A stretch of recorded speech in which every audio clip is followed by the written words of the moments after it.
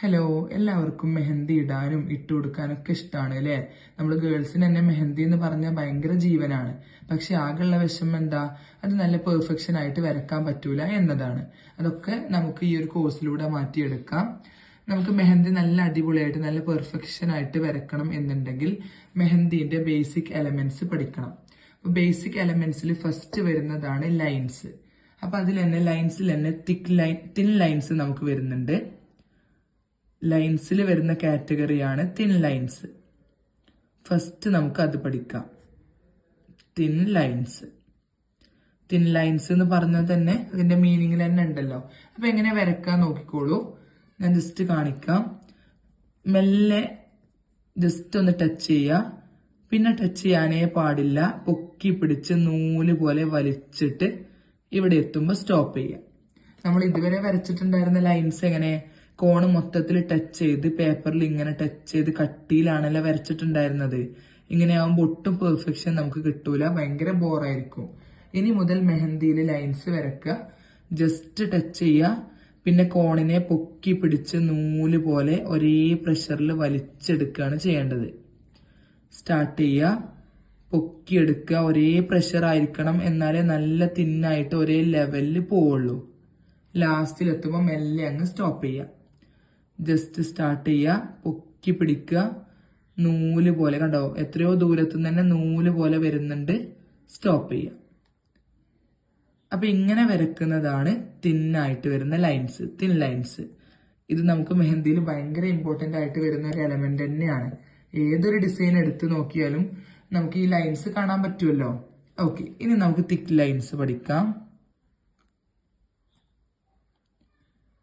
തിക്ക് lines എന്നുള്ളതിന്റെ പേരിൽ തന്നെ ഉണ്ട്. എന്താണ്? കട്ടിയിൽ നമ്മൾ വരക്കാണ് ലൈൻസ്.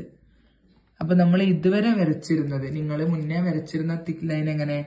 ഇങ്ങനെ നല്ലോണം ഞെക്കി പിടിച്ച് ഒരേ ലെവലിൽ ഇങ്ങനെ വരക്കുന്നൊക്കെ ഉണ്ടാവും. കട്ടിയുള്ള ലൈനൊക്കെ അതായിട്ടുണ്ടാവും, പക്ഷെ പെർഫെക്ഷൻ ഉണ്ടാവില്ല.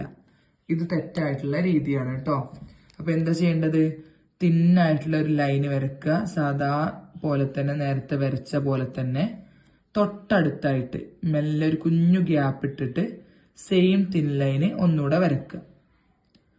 എന്നിട്ട് സ്റ്റാർട്ടിങ്ങിൽ നിന്ന് നല്ല പ്രഷർ ചെയ്ത് അത് ഇങ്ങനെ കളറ് ചെയ്യുന്ന പോലെ മൊത്തത്തിൽ അങ്ങ് വലിച്ചു കൊണ്ടുപോയാൽ നല്ല നീറ്റായിട്ടുള്ള അടിപൊളി തിക്ക് ലൈന് നമുക്ക് കിട്ടും. കണ്ടില്ലേ? ഇങ്ങനെയാണ് തിക്ക് ലൈന് വരക്കുക. ഒന്നുകൂടെ കാണിക്കാം. തിന്നായിട്ട് ഒരു ലൈൻ കൊടുക്കുക.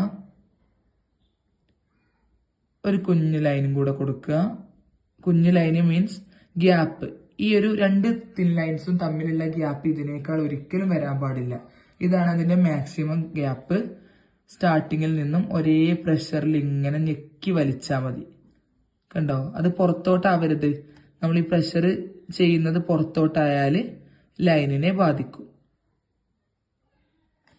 കണ്ടില്ലേ? നല്ല നീറ്റായിട്ടുള്ള തിക്ക് ലൈൻസ് നമുക്ക് കിട്ടി. തിൻ ലൈനും തിക്ക് ലൈനും തമ്മിലുള്ള ഡിഫറൻസ് നോക്കൂ, നല്ല ചേഞ്ച് ഉണ്ട് അല്ലേ? അതുകൊണ്ട് തന്നെയാണ് നമ്മൾ ആ ഒരു നെയിമിൽ തന്നെ അതിന്റെ ചേഞ്ച് വരുന്നുണ്ടല്ലോ. ഒന്നുകൂടെ ഞാൻ തിക്ക് ലൈന് കാണിക്കാം. ഇങ്ങനെ ഇപ്പൊ നമ്മൾ ലൈന് വരക്കുമ്പോൾ ഇങ്ങനെ ബ്രേക്ക് ആയി പോയി എന്ന് വിചാരിച്ചോളൂ. ഇപ്പൊ ഞാൻ വരച്ചപ്പോ കണ്ടോ? അപ്പൊ അങ്ങനെ ബ്രേക്ക് ആയാൽ നമ്മൾ അറിയാത്ത രീതിയിൽ തിന്നായിട്ട് ഒന്നുകൂടെ ഇതിന്റെ മുകളിലൂടെ വരക്കുക. ലൈറ്റ് ആക്കിയിട്ട് അങ്ങ് കൂട്ടിയെടുക്കുക. അപ്പൊ നമുക്കത് ബാധിച്ച പോലെ തന്നെ ഉണ്ടാവില്ല. തൊട്ടടുത്തായിട്ട് ഒരു തിൻ ലൈൻ കൂടെ നീറ്റായിട്ട് വരച്ചു കൊടുക്കുക. ഒരേ പ്രഷറിൽ ഞെക്കി വലിക്കുക.